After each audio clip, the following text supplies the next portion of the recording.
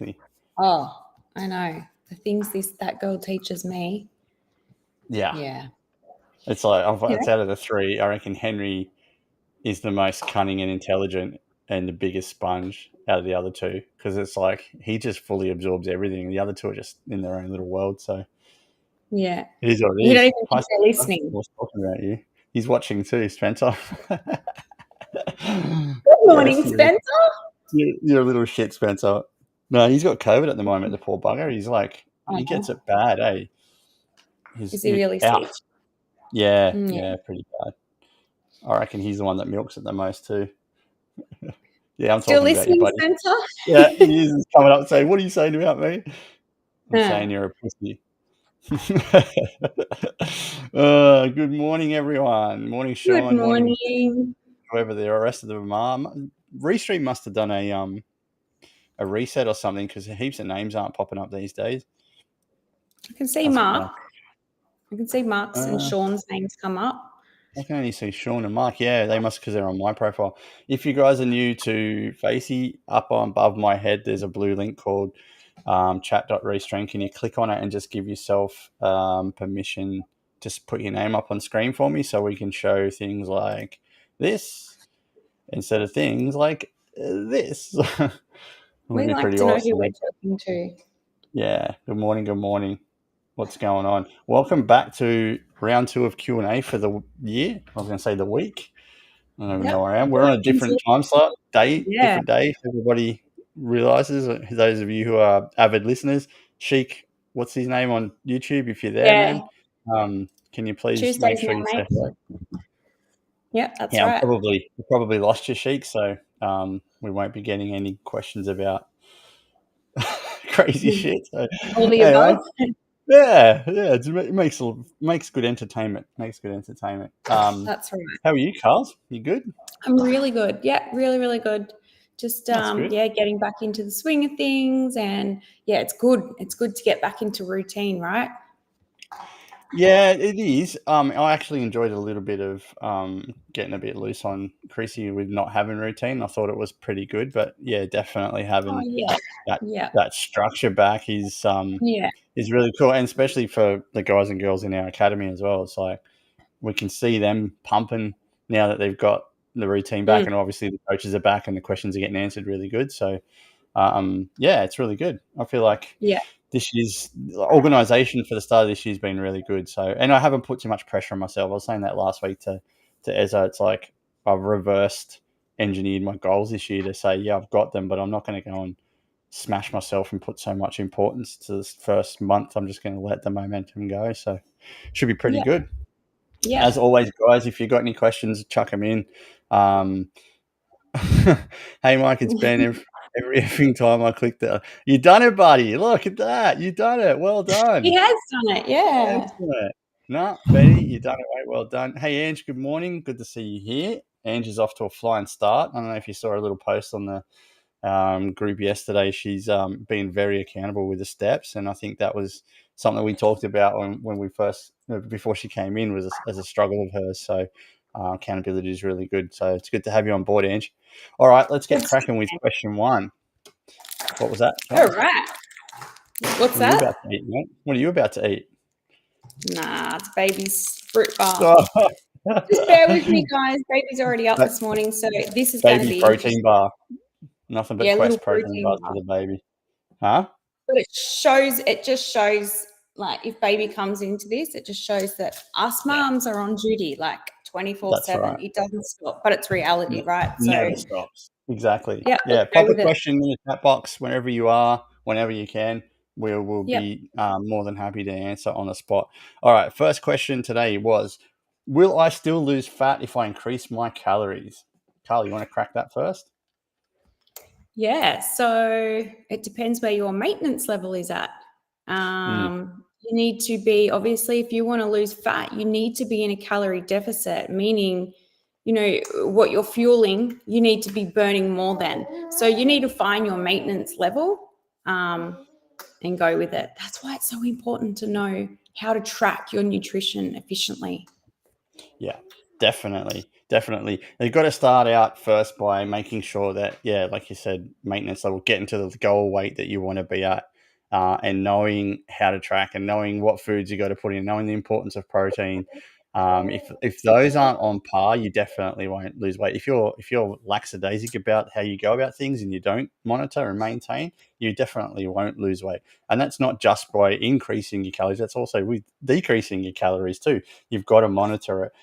You can't just go flat out down to 600 calories a day and think you're going to, be that great person. Yeah, you might lose weight really, really quickly, but you'll put it on quicker than anybody else did straight away back on. So, it definitely does. The type of calories you have obviously will hinder whether you do or don't put on weight. I'll tell you, if you, like, the question is, will I still lose fat? Yeah, but if you start increasing your calories to bad calories, well, no, you won't lose fat. You'll put it on pretty quickly. So, but like anything, consistency is the key, right? Yep, absolutely. And this is one of my favorite parts with launching our challenge on Monday the 22nd. We get the same question all the time, right? When the crew come in and they see the beautiful foods they're going to be eating, and they're like, how the hell can you possibly lose weight eating all of this food? Like, we get that question all the time. You've got to be fueling up on the right foods. Yep, that's the most important part. So knowing what to eat, what to put in your body as fuel, like maybe use that terminology rather than food. And then if you start getting to the point where you've got a happy weight and you want to start increasing your calories, most times the first 2 weeks, your body will get a shock because of the excess food, and you'll probably drop a little bit of weight because it's starting to adjust, and then it'll go back to, depending on your level of exercise activity. So, it's good. It's good. So our goal in life is to eat more food and not put on more weight. So let's get down to a happy medium, learn how to use calories to our advantage, and then, move on for that. Yep. That was a good question. All right, let me find the second one. Have you got any practical suggestions for fitting in? I keep putting it in the wrong spot. For fitting in your 10K steps. Have you got any practical suggestions for fitting in your 10K steps? All right, number one, don't be afraid of the word 10,000. That would be my biggest one for you guys. 10,000 steps. Okay, to break it down for you, and I'll tell everybody on the kickoff call, 10 minutes walking equals 1,000 steps, okay, for the general humans. So 10 minutes walking in your head. If you think you can't foot 10,000 steps in a day, you're kidding yourself. Most of us, if we don't move from the desk, get 2.5, say 3,000 a day just walking around the house, you've only got to find another 7,000 steps, and that's 70 minutes of walking, which is an hour and 10 minutes. That's not long. You could have a 30-minute walk in the morning and a 40-minute walk in the evening, or break it up during the day. So the rule of thumb is 10 minutes walking is 1,000 steps. If you can keep that in the back of your head, just for starters, don't be afraid of the 10K. I like to park, and the kids hate it, the furthest part of the shopping center, so I can get an extra couple of hundred steps in. Like, that's a good one for me. What about you, Carl? Also, like, if I ever go to Woolies or something, I always park outside of the shop or underneath, but I walk up. I don't take the lift. That's another tip. But as walk well, on the escalators. Walk on the escalators. Like, that's there for a reason, right? It's not there to stand there so you can walk up faster. Yeah, I've got to walk up them because I've got to get in and I've got to get out with my kids. So that forces me to walk it. But I think it's really like when we say 10K steps, like, people think that 10K is going to be like really magical. Like, just get your step count up. If you only, manage to, like, I'm just so like, just do it, but gradually increase them. Like, you don't have to go from sitting at a desk job from 2,500 to 10,000. Just slowly increase. But I think a lot of people, when they think they've got to hit their 10,000 steps. So Mike, for you say 10 minutes equals 1,000 steps. So if you're going to be doing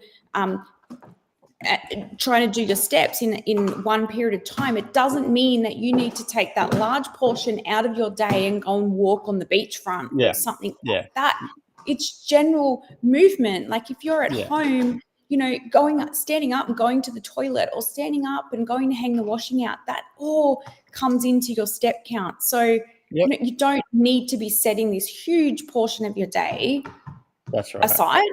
Break it up into small, short walks. Yeah. Exactly right. It's supposed to be an enjoyable experience. That's right. Your body doesn't know if you're walking along the beach or, you're walking on the spot at home. It really doesn't matter. No, as long as you get your steps up. And there's a couple of suggestions come through. Walk on the spot while you're watching TV, stand at your desk and do steps. Keep your water intake up. I love that because the more you drink, the more you want to pee. That's beautiful. I love that. It actually does make it happen. Or buy a Jack Russell, right? Something that really needs to run and fly around and you won't have a chance not to walk. That's probably the most practical suggestion. Walk with friends and family. Make it a social thing. If you've got a step tracker, try and make your rings or whatever they close up on an Apple, or get to your little celebration on your Garmin. Things like that are going to make you want to do it. But just go back to the fundamentals. What are you walking for? It's just low form of cardio. Keep your heart rate nice and slow and steady. It's easy to do. It's low on the joints, especially for your bigger guys and girls out there that are struggling to move around. That is the best reason for walking on most of the time. So, don't make it a chore. Enjoy the experience. There's a reason why we ask you to do the steps, and it's because it is a simple thing to do. But don't get scared about 10K. If you get 8, great, and you're only getting 2, awesome. Awesome. So trampoline, there you go. There's another one. Yeah, jump on the trampoline. Whoever wrote about the folding the clothes, that is me to a T. I get so many steps up going to each kid's room, back and forth. So that hits with me. That's a great idea. I never thought about that. Are you your single level house? Yep. Yeah, I'll be on the stairs. Spread out. Yeah. That's right. I actually could work on my calves then, doing stairs all day. Well, there you go. But surely your kids are at an age where they put their own washing away. Yeah. Yeah, they do. Yeah. Yeah. Yeah, I'm the same. They do sometimes. Yeah. Like beat the house to come and put your washing away, and then I'm like, well, get some more steps in. All right. Next question: is the back arch necessary when doing chest exercises and shoulder exercises on the bench? It's not necessary. It's used by powerlifters and the like for getting a little less or a little more extra oomph for the push. Slide arch is okay. Helps stability. I mean, I guess a lot of people are trying to use it in the wrong way because they don't know how to do it. So it's something you've got to be taught how to do. It can actually, excessive arching can hurt your back and lead to a strain or a pull or a tear or something like that. So I wouldn't personally be using it unless I was a power lifter or doing some sort of comp form lifting. For me, it's more about proper form when I'm doing my exercises, engaging my core, supporting my ass and my back to make sure that I'm, stable and I'm not going to drop the weight or move across a bit. So it does, Mark, it does reduce full range of motion. But as a powerlifter, if you're doing 200 kilos or whatever, you don't want to be doing a full up and down. You want it to go down and up as quick as possible. And that's the whole point. I guess think about your body mechanics as well. Some people can't arch their back that far; they're not flexible enough. So for me, it's something you see a lot of powerlifters use for a reason, and it's not for us mums and dads that are just there to lift weights properly. Just focus on proper form. That absolutely kills everything. We're not there doing a yoga class, a bridge session in a yoga class on a bench to lift weights, are we? We're there to lift weights. So follow proper form. That's my opinion. Yep, I've got nothing to add there, Mike. Perfect. Oh, lovely. Yeah. So exactly like Mark said, it's there to reduce range of motion, but we don't need to worry about that as mums and dads getting fit. Next question is, what are the best exercises or types of workouts if I want my kids to start getting physically fit? This is a really good question. Yeah. You go. Oh, okay. So best exercise types of workouts. Firstly, kids don't even realize they're exercising. Park runs and things like that, like being at the park and doing all those kinds of things with your kids. But if they want to start getting involved, some simple, body weight exercises that you can do at home or wherever, that might be some little push-ups or things like that. Like body weight is still resistance training. Doing little setting up little circuits and things, or just the everyday play-based activities. Really, it's more about just encouraging kids to be more active, to get outside. Like for me, I know, like if I let my 10-year-old sit on the lounge on his iPad all day, he will. Yeah. But the other one, she wants to be outside. So it's like we've got to get out. And yeah, sometimes it's a struggle for him to get off his iPad, but once they get moving, just keep it simple. Yeah. Yeah, definitely. Find something they enjoy doing, first of all. I think that's the most important thing. Be a leader and show them that you're doing it. They usually follow suit, generally. Don't be sitting back on the lounge like a sloth saying, get outside. Get off your ass. Yeah. I think so. There's no real best type of exercises or workouts for kids, depending on their age. But find something they enjoy doing. That's the first and foremost thing, right? If you like cycling and they don't force them to do it. Don't force them to do it. Find something that they enjoy doing, and then they'll keep doing it. My kids did CrossFit for kids when they were younger. They really enjoyed it, and actually taught them proper form on squats and stuff like that, which was really cool. They did soccer for years. They did other bits and pieces as well. But it's important that they find something that they enjoy doing and give them encouragement on it. For me, I think calisthenics type activities are really good for kids because they're using their own body weight. They don't really need to progressively overload at a young age. So I think it's important that like push-ups and sit-ups and squats and lunges and stuff using their own body's weight is super important for kids because then they get to learn the fundamentals of exercise, but also the basic movement patterns. But all Fallers fails get them to challenge cleaning their room the fastest and, see if you can finish quicker and give them a reward. And then they've got to work out, in disguise, I guess, at the end of the day. But yeah, find something that they like doing and encourage them to keep doing it. And I think, like I said, if you're walking and getting your steps up and they can come with you, that's a start, right? If you can go to a park and they can run around like maniacs and jump up and down on shit, that's another start as well. So find something they enjoy doing and really focus on getting out. Good morning, Kate. Someone's popped up in here about Brain Break on YouTube. I don't exactly know what it is, but I know that my kids do it at school. So I should look into that. Yeah. Yeah, cool. Brain Break, never heard of it. That's a great. Yeah. We'll have to have a look into it. But, I'm guessing it's switching them off from something, is it? Go and do something physical. But I've just heard them talk about it at school. So. And I just got insulted by one of my kids on Instagram. That's great. Good on you, Owen. Thanks, buddy. Just hassling my calves. This comes from the top now. Yeah, that's right. All right. Next question is, how big of a concern is hernia when lifting? Good question. Improper form can increase the risk of hernia. That's why it's super important for all of us to learn how to lift properly. I see so many times people in the gym going in ego lifting from the start, and it's especially younger guys and girls that are just starting out and aren't familiar with proper form.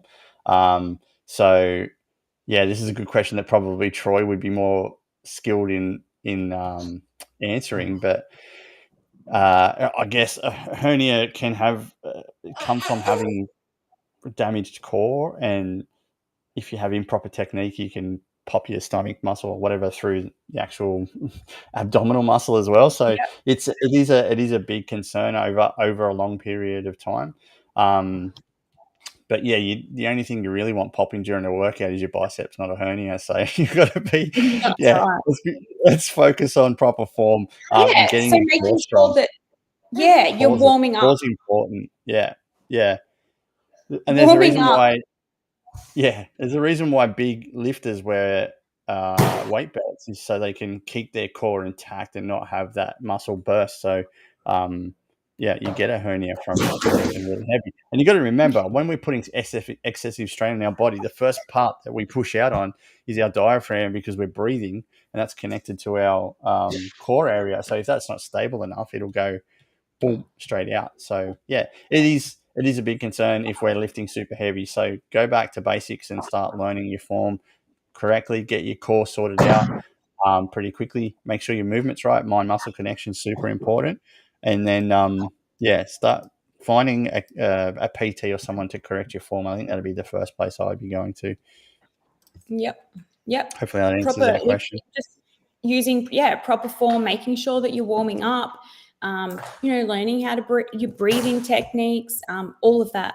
It's very especially important when you're lifting super heavy. Yep, exactly right. Don't go too heavy too quick. What happened there? Did I miss something? Oh, Hey? I'm sorry, I'm just reading comments. Cool. How do you figure out your why? Oh, this is such a you question. Well, do we say it can't be really why in life, because that's a bit too deep. I think it's why in fitness and health. How do you figure out your why? We're talking about this actually of a lot of late in the academy, because we want our guys and girls to remember why they're doing this. Why are you here? What's why are you putting yourself in a position of trying to lose weight and become healthy, right? Like, what's your why? And I think it comes down to reflecting on what motivates you. What are your personal goals? Is it aesthetic? Is it performance? Is it appearance? Is it to get rid of dad bod, mum bod? Is it to be a leader in life? Is it to impress your kids, like show them the way? We've got to start from what happened in the past that got us to where we are now. And like, I look at myself and think, what stopped me from the last 6 years was the fact that I didn't have proper objectives. I didn't have proper goals in life, and I didn't know. Hello, and I didn't know. I didn't align myself with those goals, and that's where my why was distant. It wasn't there, because I didn't have those goals or objectives and values to focus on. So finding a why is a big question. We could lose a lot of time on today talking about it, but it just go back to the core values of, like, what am I doing this for? Is it for certain reasons? Is it because I need to fill a space or a void in the past? Cool. How do I find my why? Well, there's many ways we can do it. Journaling, writing out, values, core values. I think that'll help. Have a mentor or someone in life that you can speak to that have done something similar to what you want to do, and follow them, mimic them. That's the best way to do it, is mimicking other people, their patterns and how they've gotten through to where they've got to. Because most people have someone in their life that's done something that they want to do. So mimic the patterns. But the hard part is, we all got this thing that we have to find our why, our purpose. It's not something that's got to be forced. It's going to come to you at the right time. So don't force it out of you. But if you don't have goals, there's a quote that I read years ago, is there's no point in having all this ammunition if you don't have a target to aim at, because you're just shooting at nothing. So you're right, mate. You need another cigarette. You're all good. Not this one. The smoker's cough. So yeah, it's hard thing is, but for health and fitness, like, go back to the beginning and say, what am I doing this for? Do I want to feel better? Do I want to look better? Is it cheeky? Yeah. So it's hard to pinpoint one thing, because we're all on a different trajectory, but you've got to have some goals and targets. So. Yeah, that's right. You need to dig a little bit deeper. When you're setting your alarm in the morning, it's really unmotivating to think, well, I'm going to get up and do my 10,000 steps or whatever because I just want to lose weight. Like, that's boring.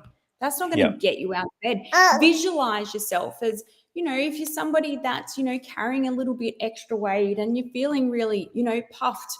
By the time you take your kids to the park or whatever it is, visualize yourself. If you want to see yourself, in a year, or not even that, a few months' time, being able to not be the mum or the dad sitting down on the park bench, and wanting to be that better role model, and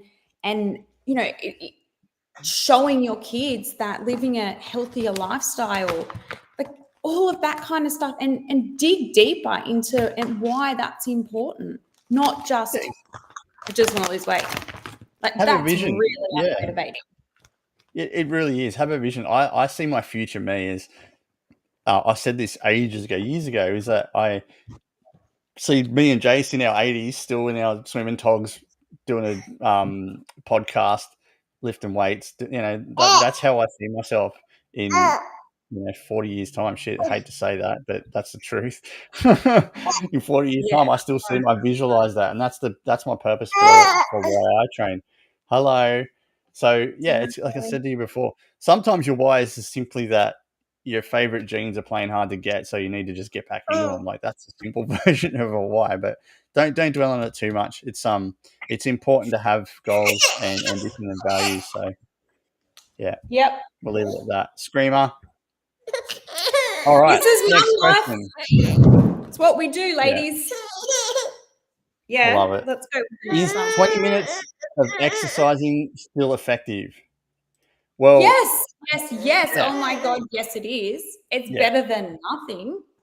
Correct. Like, it doesn't matter if it's 10 minutes. 10 minutes is better than nothing. Like, you're still getting that heart rate up. You might be, it might be lifting these children. Like, it's still some form of exercise and massively beneficial.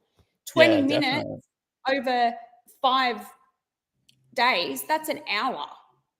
Like, of course it is. Correct. If you're currently doing nothing or have done nothing, 20 minutes over 0 is pretty awesome.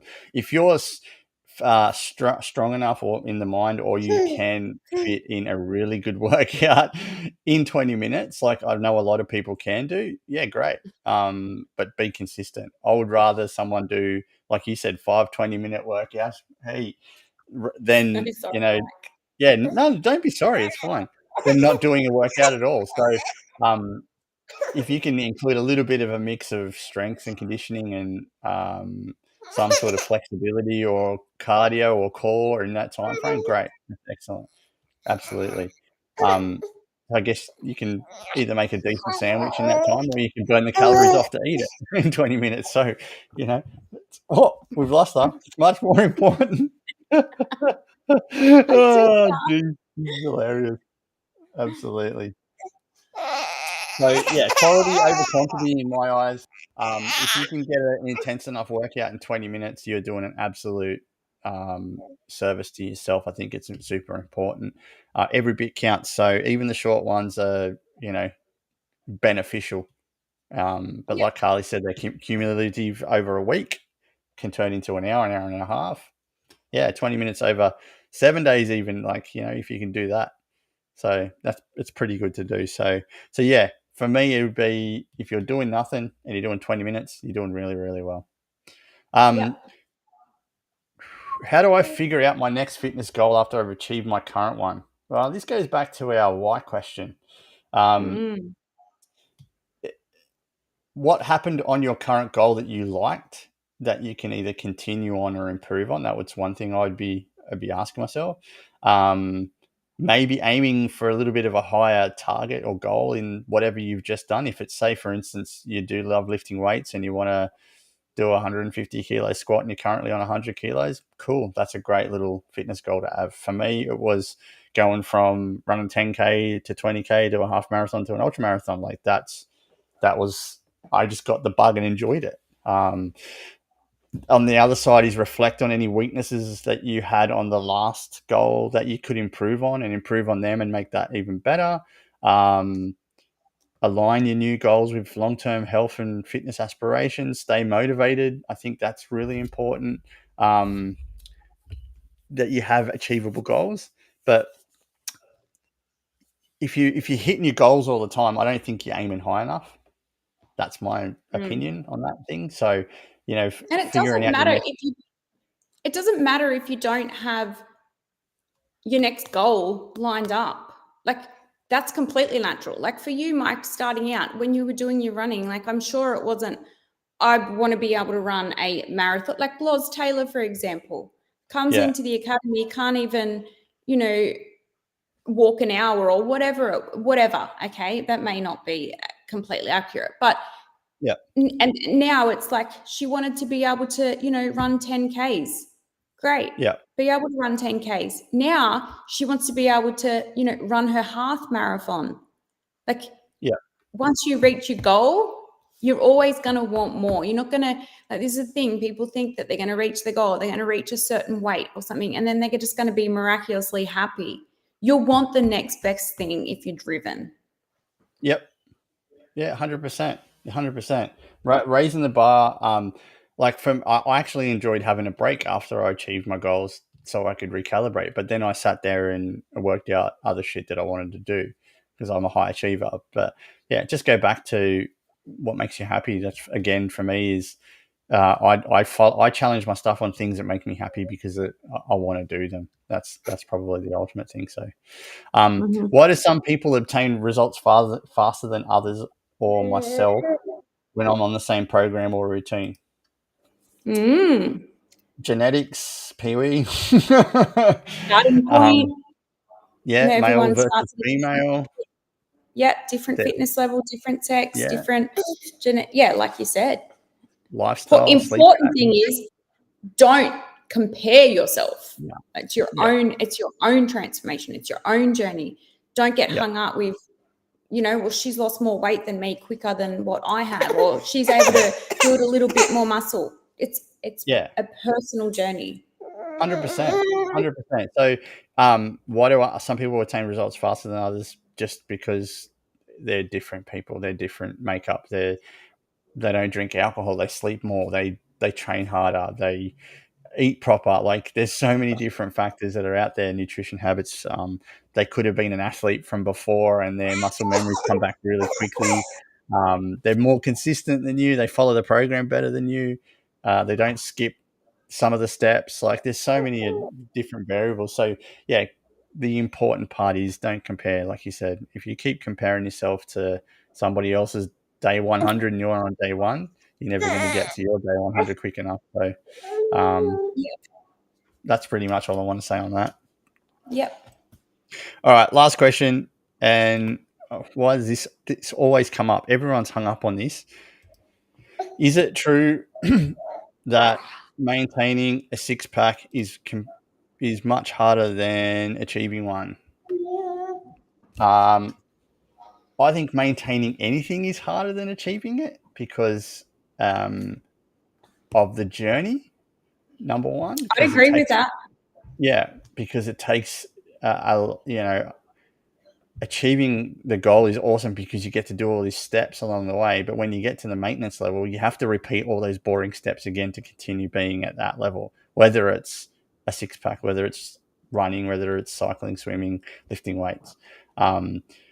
Continuous effort and discipline is a lot harder to do than the shiny object of the brand new goal and situation and target. So, definitely, if you love eating good food, you will find it really, really hard to maintain a really low body fat percentage. And that's what a six-pack is, right? Let's just face it. You and I, Carls, we've got a really strong core, but we really enjoy eating. And I don't anymore. That's not my goal. Correct. Yeah. That's not one of my goals either, but this year, different story. I'm going to try. But I don't want to put myself through that much stress just to have, like, I've got a flat stomach, and if you hit me with your fist, your hand would be really, really sore. We've got a pretty strong core, but that's what I want. That's my goal. That's my aspirations, right? So, if you've got the discipline to maintain it, like Jace, like, I'll give you a funny story, and this is how he can obtain his six-pack and keep it. We had a really nice meal at a really nice restaurant, Nico's, like a degustation, and the duck breast came out with a little bit of duck fat and he was cutting it off, and I wanted to bitch slap him because that's me. But that's the level of maintenance this guy goes to just for to keep that six-pack. That's all right. So yeah, it's definitely a lot harder to maintain something than it is to achieve the goal. So, it goes back to the same thing with, like, weight loss. Any one of you guys can lose weight. Weight loss can happen for each and every single one of you. It's quite easy. It's maintaining it. This is why we say stop dieting and looking for these quick fixes, because you're going to lose weight. That's fantastic. But then you don't know what to do when, you get to your maintenance level and you're feeling really, really great and reach your goal. Like, then what? But you can't live in this diet mindset your entire life. You got to learn these strategies. This is a really frustrating part, especially for us women. You know, if I can just feel a little bit more motivated, then I'll do it. Yeah, but it's not the motivation. Like it's really, really frustrating. But I suppose each to their own, and it'll catch up. I mean, when you've been doing the same thing for a long period of time and nothing changes, then I guess that's where you kind of, draw that line. Yeah, exactly right. Yeah, definitely 100%. Answer the question, maintaining six-pack is really hard, much harder than achieving it. It's like getting your kids to keep their room clean. They'll clean it once, but maintaining it doesn't happen, does it? So maintenance is good example. That's banging. Yes. Maintenance is definitely harder than the actually achieving the cleanliness. So yeah. Thanks for joining us today, guys and girls. I don't think anyone's got any other questions apart from my kids that are insulting me on Instagram, but I'll take that up with them later on. Low blow, kids, on the carbs. Low blow. All right. I'm trying hard. I hope you guys enjoy your day. If you've got any questions that you want us to answer next time, please feel free to send them through to me or Carly, and we'll answer them. But apart from that, enjoy your... Welcome to the shit show. Yeah, welcome to the shit show. This morning with baby cakes, Well, the other day it was my kids fighting upstairs, and today it's yours having a little performance, so I love it. Keeping it real. We're not plastic fantastic influencers, mate. We're just normal mums and dads that are trying hard to help out normal mums and dads become the best they can be, and reality is our theme. So hopefully you enjoyed it and got some value out of that. Yep. What's that? Beautiful. I said beautifully put. All right. See you guys. Thanks for joining us. Bye. Appreciate it.